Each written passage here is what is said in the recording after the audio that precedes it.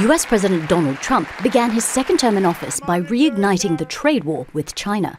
China's average tariff on our products is twice what we charge them. The initial tariff was 20%, punishment in part, he said, for Beijing not doing enough to stop fentanyl from entering the US. It increased to 34% on Trump's so-called Liberation Day and peaked at 145% after Beijing retaliated in kind. China doesn't want a trade war, but we are not afraid of one. In China's manufacturing heartland, the pain was acute. Exporters scrambled to find new markets, but trade uncertainty resulted in job losses. In May, talks in Geneva brought some relief. Officials announced a 90-day pause, with Washington rolling back duties on Chinese goods to 30% and Beijing dropping its levies to 10%. But tensions simmered. Trump threatened to revoke the visas of Chinese students and targeted Chinese companies with export restrictions. In October, Beijing announced what US officials called a bazooka, sweeping controls on rare earth metals. Countries worldwide worried about their access to the minerals crucial to the production of everything from appliances to weapons, a supply dominated by China. Trump threatened to raise tariffs again, but a meeting with President Xi Jinping on the sidelines of a regional economic summit in South Korea calmed hostilities. I always believed that China's development goes hand in hand with your vision to make America great again. China suspended export controls, resumed its purchases of American farm products, and agreed to sell the US operations of social media app TikTok. So who won the trade war?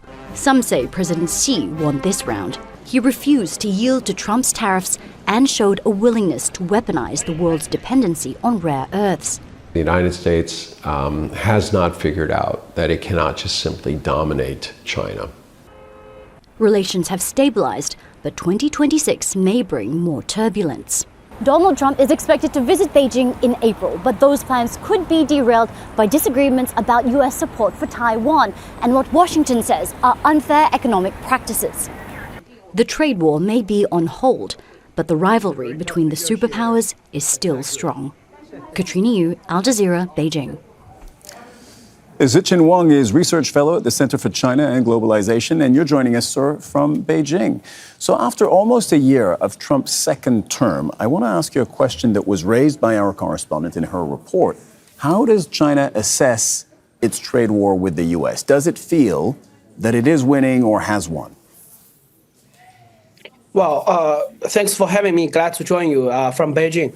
I think now we're at the last day of 2025, and it is very clear that in this year, where the Trump administration, including on its Liberation Day, unleashed tariffs for including its partners across the world, and China was probably the only country in the world that stood up to the economic pressure, to the waves of tariffs, and successfully leveraged its own, strength, and basically fought the United States to a standstill, to a quite fair result.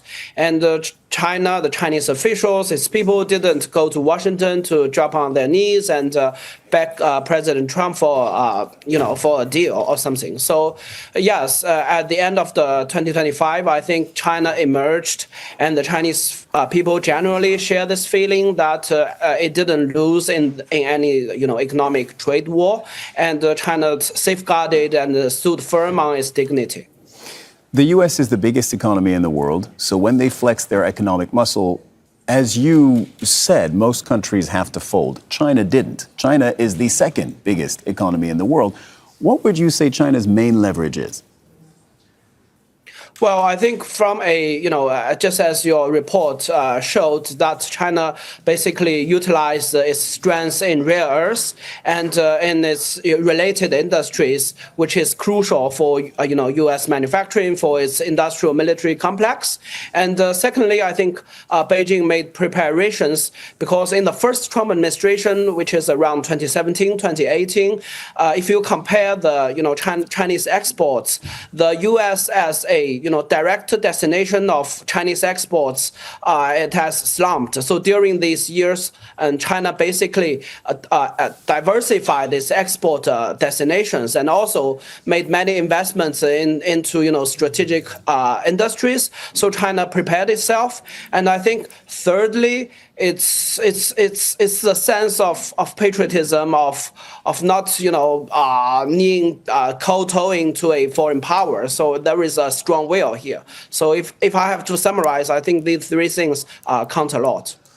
China takes a long-term approach to building power, in fact, to most things, but building economic power, building military power, and so on. What is the long-term vision for relations with the United States? I think if we are looking ahead to, for example, the year 2026, basically people are saying there could be, as many as 3 meetings between the Chinese president and the US president. First, President Trump is very eager to visit China, so the visit will probably take place in April. And then there will be a G20 meeting in the United States, in Florida. And then in November, China will host the annual APEC meeting. So there will be 3 meetings, likely 3 meetings between the two presidents. And history has shown that when the two presidents met, they kind of act like a stabilizer of bilateral ties. And in recent months, I think not just President Trump, but also including Secretary of State Marco Rubio, who used to be very hawkish on China, he recently told a State Department press briefing that the U.S. needs to work with the Chinese Communist Party productively. And I think from the Chinese perspective, it is about defending its national interests, but it wants a peaceful coexistence, wants a win-win relationship, wants a peaceful, a harmonious world where the Chinese can do business with not just the United States but also with the rest of the world, because turbulence, chaos, conflict between the two largest economies in the world, it harms the interests of the two peoples, but also creates a lot of headaches for everyone else in the world. So that's not something the rest of the world want to see as well. Zichen Wang joining us from Beijing. Thank you very much. Thank you. Don't miss out. Get the full picture. Subscribe to Al Jazeera for reliable news, expert insight. Like, share, stay ahead.